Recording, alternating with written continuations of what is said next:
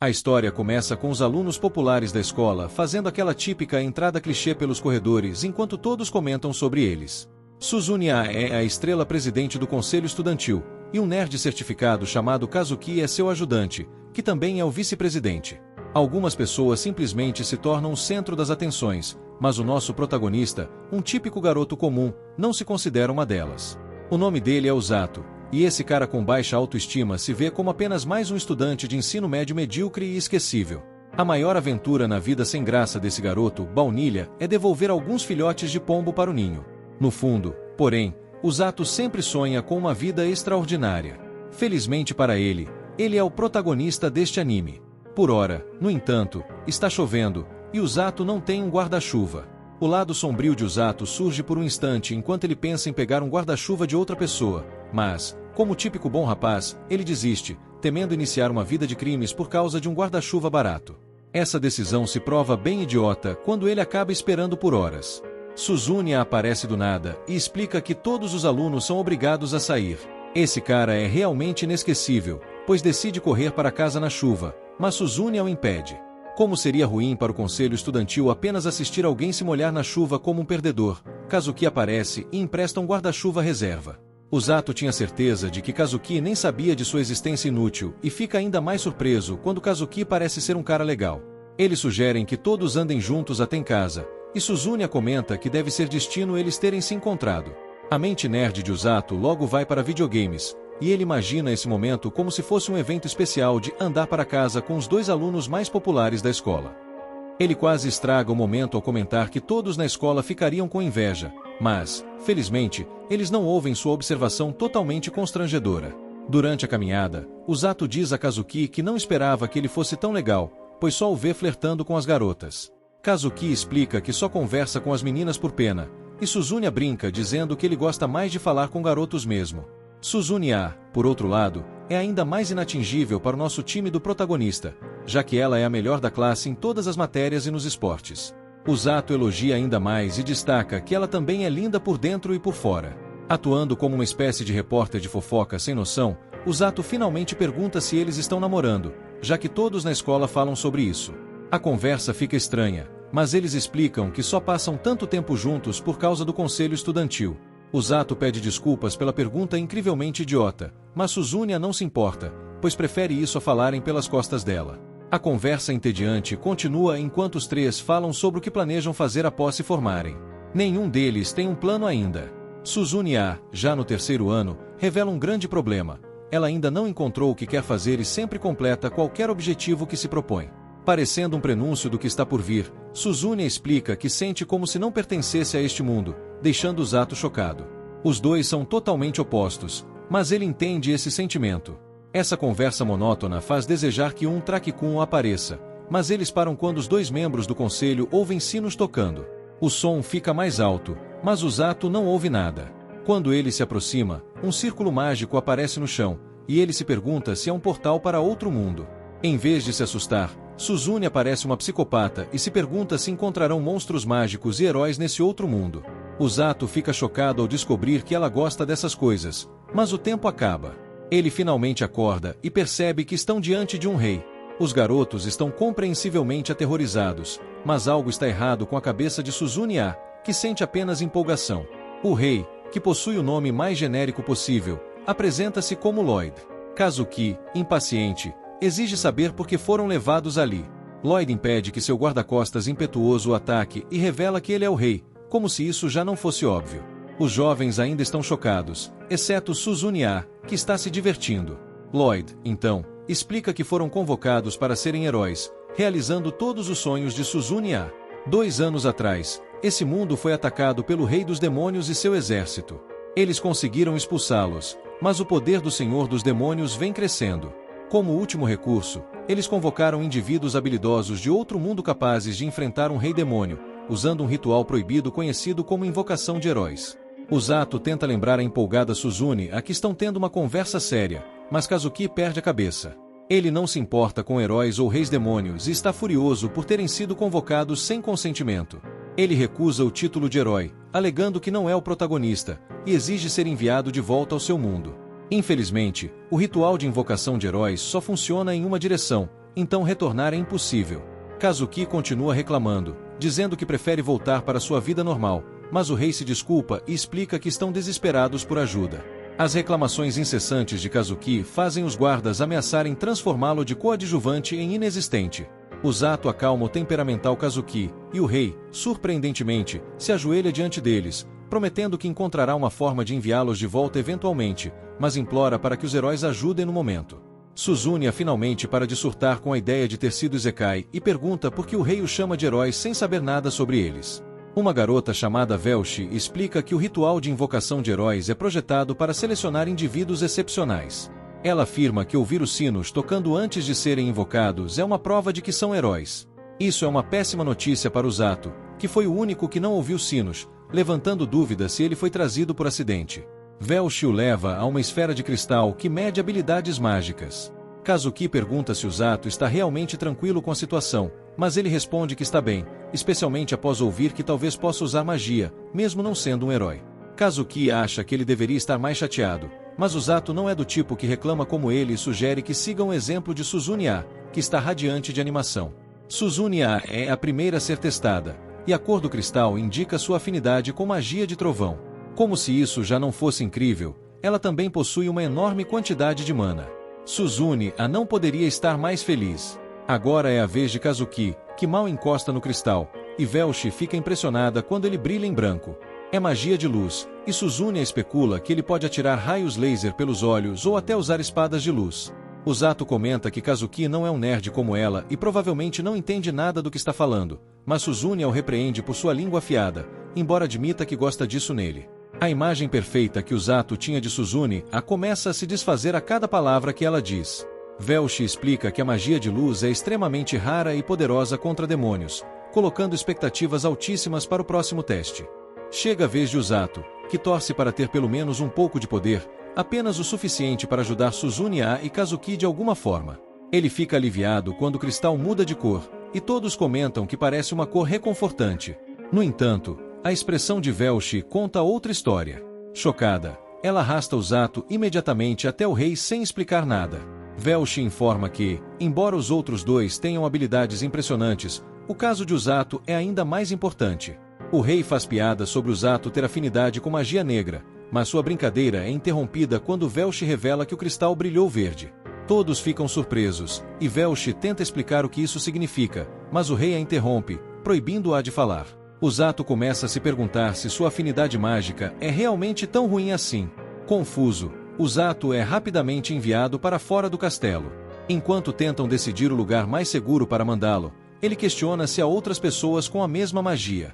Acontece que existe outra pessoa, uma certa garota cujo nome o rei nem quer mencionar. Contudo, a situação complica quando essa garota entra abruptamente na sala. Todos ficam aterrorizados ao saber que seu nome é Rose. Ela quer saber se os heróis foram convocados. O rei estava torcendo para que ela tivesse tirado o dia de folga, mas Rose jamais faria isso. Ela pergunta se o Zato é um herói, mas o rei afirma que ele é apenas um garoto comum que foi transportado por engano. Tentando esconder a verdade, o rei insiste que o Zato é completamente ordinário. Rose se apresenta ao Zato como capitã da equipe de resgate do reino, mas ele sente que essa mulher furiosa parece mais do tipo que tira vidas do que salva. Velshi, mostrando sua inteligência, intervém para acalmar a situação e sugere levar Rose para conhecer os verdadeiros heróis na Sala do Cristal. O imaturo Zato, incapaz de perceber o clima tenso ao seu redor, pergunta ao rei sobre o significado da cor verde de seu cristal. Rose, ainda por perto, ouve tudo e imediatamente se interessa. Ela afirma ao rei que pegará emprestado o garoto. Aflito, o rei ordena que Velshi tire o Zato dali. Com um feitiço de bolha, ela o lança para longe, mas Rose o persegue com velocidade surpreendente. Mesmo voando pelos céus, o Zato é capturado rapidamente por Rose, que destrói a bolha sem esforço, chocando todos ao redor. Ela declara sua intenção de transformar o Zato em um verdadeiro usuário de magia de cura.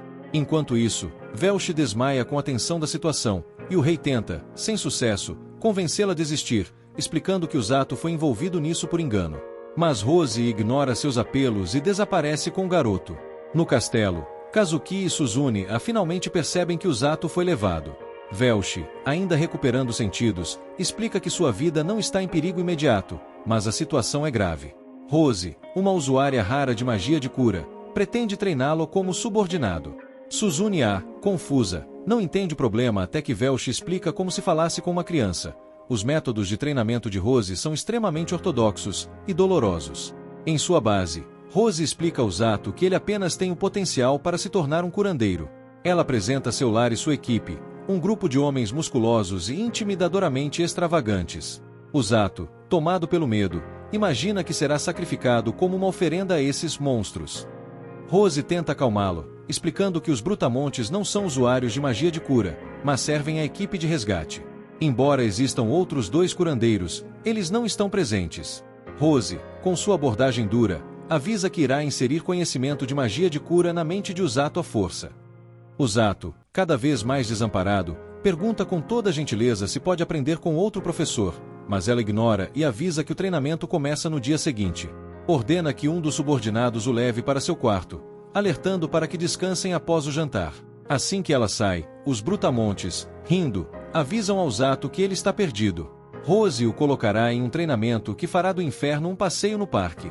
Naquela noite, Usato reflete sobre seu futuro, mas tenta se manter otimista, acreditando que as coisas irão melhorar, embora nem mesmo Rose saiba exatamente como isso terminará. Pela manhã, Usato percebe que não era um sonho, ele está realmente em outro mundo. Para sua surpresa, Kazuki e Suzune aparecem para visitá-lo, preocupados com seu sequestro. Ele tenta tranquilizá-los, mas demonstra sinais de estresse pelo que aconteceu no dia anterior e pela iminência de seu treinamento infernal. Determinado, porém, Usato decide enfrentar o desafio, acreditando que poderá ser útil a seus novos amigos. Suzune revela que ela e Kazuki também começarão seus próprios treinamentos, e os 3 decidem se esforçar ao máximo. Após sua saída, Usato reflete sobre a situação, lembrando que, enquanto ele sofre, Suzune está se divertindo. Ainda assim, ele tem esperanças de se tornar forte o suficiente para apoiá-los no futuro. De repente, Rose surge, assustando, mas esclarece que ele pode ver quem quiser, contanto que esteja fora dos horários de treinamento. Ela entrega um diário para que Usato registre seus treinos e sentimentos, e informa que começarão com o café da manhã antes de iniciar o treinamento. Para sua surpresa, as primeiras atividades não parecem tão ruins, mas ele mal sabe que isso é só o começo. No primeiro dia de treinamento, Rose inicia Usato no básico, sentir a mana dentro de seu corpo. Ela explica que, por enquanto, ele deve focar em aperfeiçoar sua habilidade de percebê-la e o instrui a estudar. Usato, surpreso, descobre que consegue ler o idioma local graças a uma magia automática de tradução aplicada em heróis. Ao estudar, ele aprende sobre a proximidade do território dos demônios e como isso torna o reino o alvo principal dos ataques. O primeiro dia parece fácil, e Usato acredita que será tranquilo.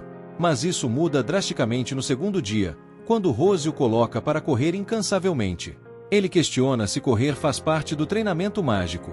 No terceiro dia, exausto, Usato colapsa após correr até seus músculos ficarem inutilizáveis.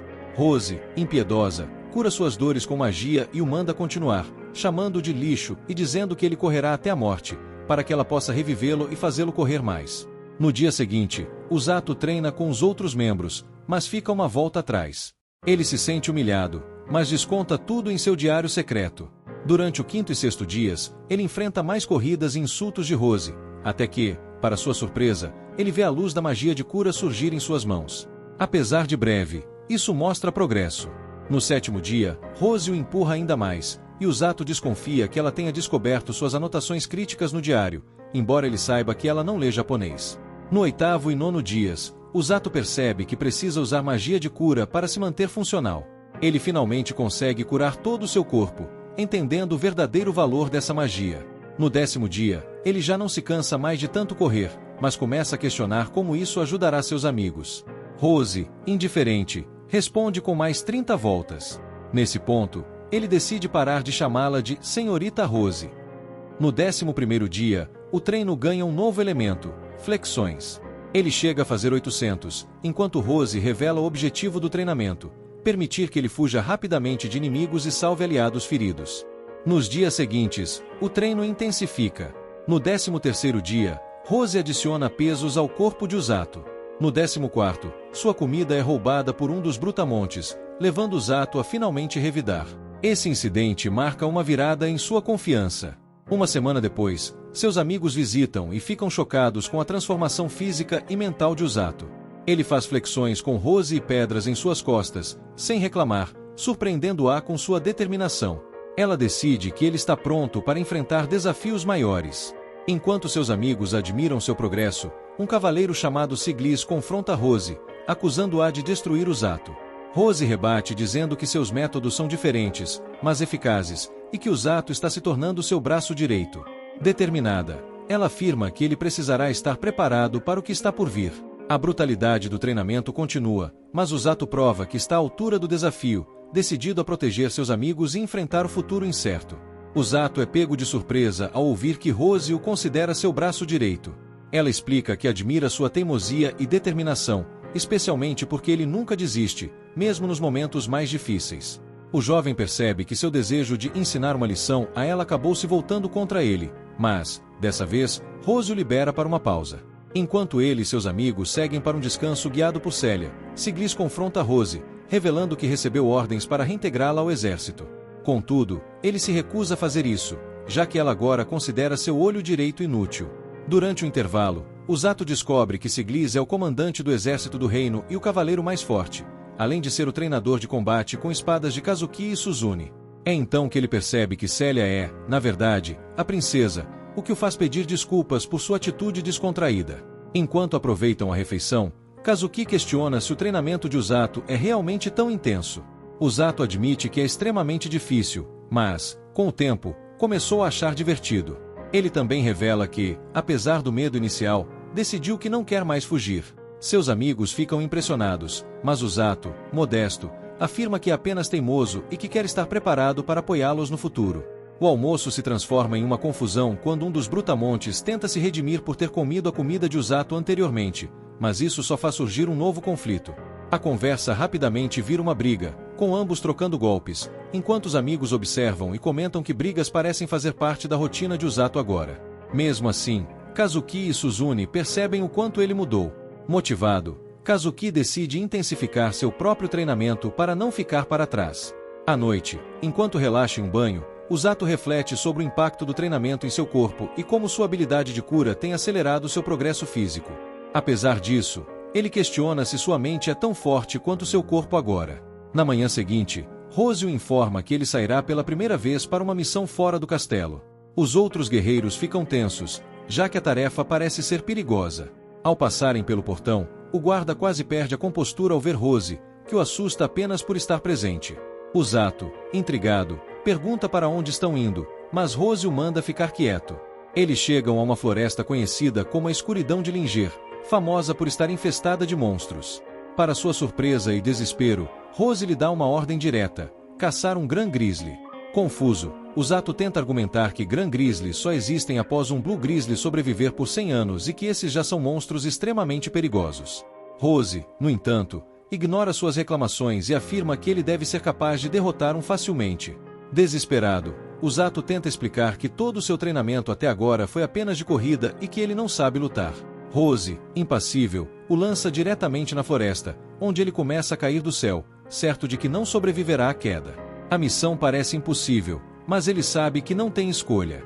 Enquanto Usato despenca em direção ao solo, seu corpo começa a brilhar com a magia de cura. Ele encontra determinação em si mesmo para sobreviver, usando a magia para amortecer o impacto da queda. Surpreso por ter sobrevivido, ele rapidamente se cura e decide cumprir a ordem de Rose. Ele tenta encarar a tarefa com otimismo, lembrando a si mesmo que o urso de 2 metros não deve ser tão assustador assim. Porém, esse pensamento desaparece quando o verdadeiro Gran Grizzly aparece. O monstro é muito maior do que ele esperava, com garras gigantescas que parecem feitas para dilacerar qualquer coisa. Usato inicialmente confia que sua velocidade será suficiente para escapar, mas logo descobre que o urso é tão rápido quanto ele. Lembrando do treinamento infernal de Rose, ele decide que esse Teddy Bear assassino não é nada comparado a ela.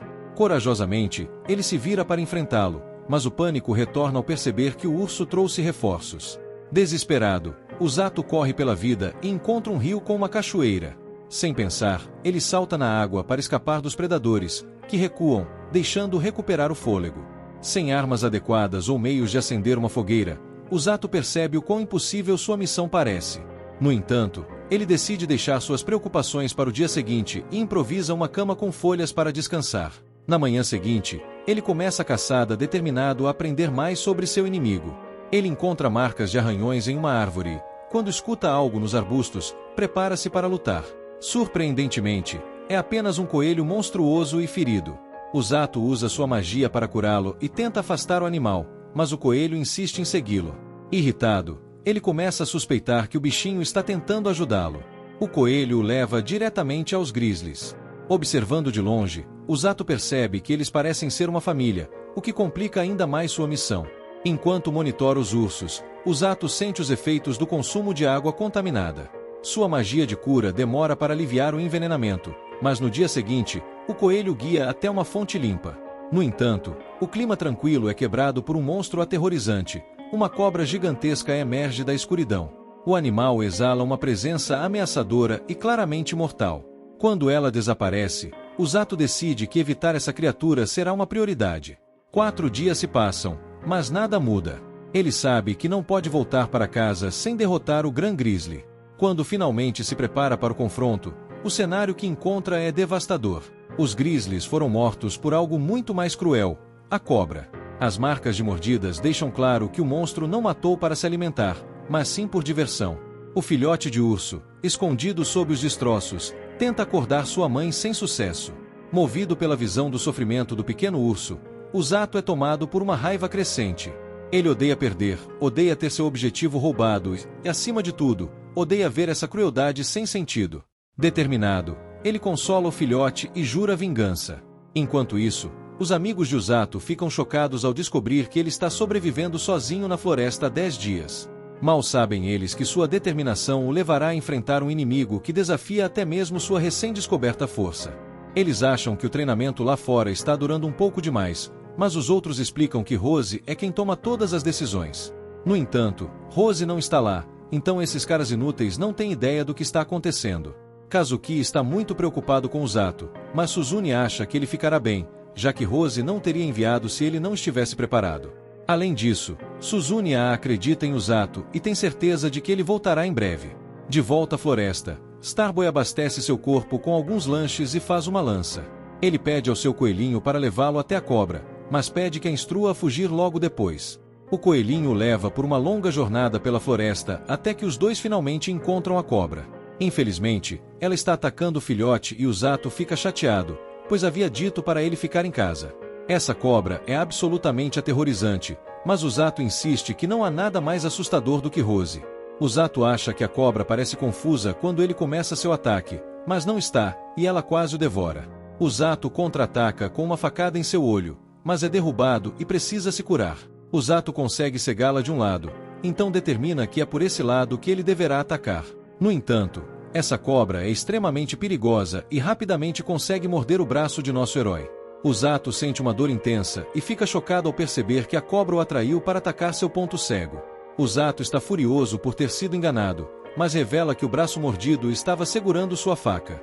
Usato consegue curar o braço o suficiente para que ele se mova e apunhala a cobra dentro de sua boca. Usato está conseguindo se manter firme, mas as coisas pioram quando ele percebe que foi envenenado. Essa é uma luta seriamente injusta, já que a cobra é gigantesca e venenosa, mas Usato tem a vantagem de poder se curar. Ser envenenado pela água o forçou a aprender a se curar de dentro para fora. Usato faz isso e se prepara para atacar novamente. A cobra está prestes a acabar com sua vida com um único golpe de cauda, mas o filhote entra em ação para ajudar. Os dois têm um ótimo trabalho em equipe desde o começo, com o urso permitindo que Usato salte de suas costas para subir por cima da cobra. Usato xinga a cobra, chamando-a de estúpida, e de alguma forma consegue dar um soco incrivelmente forte. Usato está determinado a terminar a batalha naquele momento, então enfia sua lança ainda mais na cabeça da cobra. Ele grita enquanto dá tudo de si e o pequeno urso ajuda ao segurar a cobra. A cobra eventualmente é derrotada e Usato não consegue acreditar que conseguiram. O urso parece ter se afeiçoado ao Usato e aponta como conseguiram se vingar.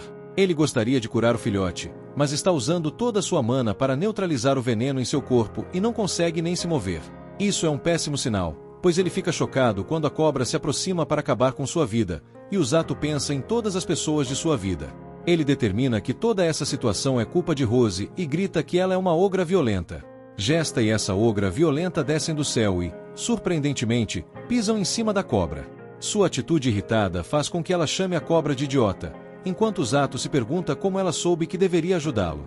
Rose revela que o coelho chamado Kukuro contou a ela. Kukuro é seu animal de estimação e ela pediu para ele vigiar o Zato. O Zato explica que o coelho apareceu machucado e pedindo ajuda, mas Rose apenas aponta que ele é um otário. Kukuro fez um teatro para ganhar sua confiança e ele caiu na mentira. Rose sempre esteve por perto caso precisasse intervir, mas ela planejava intervir o mínimo possível. No entanto, ela nunca imaginou que uma cobra gigante apareceria. Essa cobra foi criada pelo exército do Senhor Demônio e Siglis falhou em derrotá-la durante a última invasão.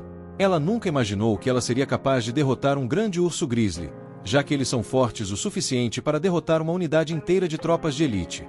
O Zato não consegue acreditar que ela queria que um novato como ele enfrentasse uma cobra dessas e pensa sobre o quão monstruosa ela é. Rose explica que na verdade nunca esperou que o Zato vencesse, e o objetivo era que ele ganhasse experiência lutando contra algo muito mais forte do que ele. As coisas começaram a ficar interessantes com o Zato, então ela decidiu deixá-lo continuar para ver o que aconteceria. O Zato logo aponta que quase perdeu a vida e seu pequeno urso o apoia. Ela claramente se afeiçoou a ele e o Zato lembra que seus pais não estão mais vivos, então ele está sozinho. O Zato consegue acalmar seu novo amigo e Rose percebe que estava certa. O Zato é muito parecido com ela. Ela informa com raiva ao urso que ele irá com eles e que carregará o perdedor que nem conseguiu perder sua vida direito. O Zato se pergunta se o filhote realmente está bem com tudo isso, mas esse é um urso maduro, pronto para ir. Eles se preparam para voltar, mas o Zato não consegue deixar de pensar o quão aterrorizante Rose é enquanto ela o carrega nas costas do urso. Rose revela que ouviu o que ele disse sobre ela ser uma ogra. Ela então assusta seu garoto ao explicar que ele não vai dormir essa noite. Eles voltam para casa e Rose revela que o Zato realmente passou no teste com louvor. O Zato fica surpreso ao ouvir que agora ele está qualificado para algo, e Rose explica que ele agora está qualificado para ficar ao lado dela no campo de batalha. Ele ainda não dominou o básico, mas o Zato definitivamente tem o que é necessário. Ele tem a capacidade de suportar dor, aptidão física e uma mentalidade forte. Os outros dois curandeiros nunca conquistaram essa distinção, então ela diz ao Zato que ele deveria se orgulhar. O Zato se pergunta o que ela quis dizer quando disse que eles poderiam conseguir e fica chocado quando Rose revela que o exército demoníaco atacará em breve. Mas é aqui que este vídeo termina. Continua no próximo vídeo da parte 2. Obrigado por assistir, não se esqueça de se inscrever no canal, deixar o seu like e ativar nossas notificações para mais vídeos. Até a próxima.